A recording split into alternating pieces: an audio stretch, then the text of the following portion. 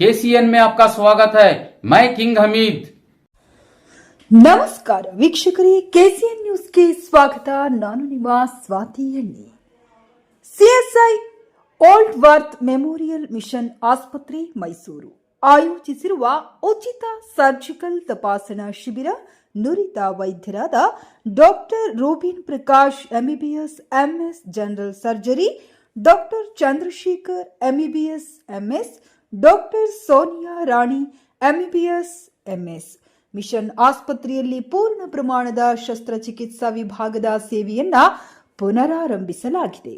ದಿನಾಂಕ 24ರಿಂದ 28 ನವೆಂಬರ್ 2025, ಸಮಯ ಬೆಳಗ್ಗೆ 9ರಿಂದ ಸಂಜೆ 5 ಗಂಟೆಯವರೆಗೆ. ಸ್ಥಳ ಸಿಎಸ್ಐ ಓಲ್ಡ್ ವರ್ತ್ ಸ್ಮಾರಕ ಮಿಷನ್ ಆಸ್ಪತ್ರೆ ಮೈಸೂರು.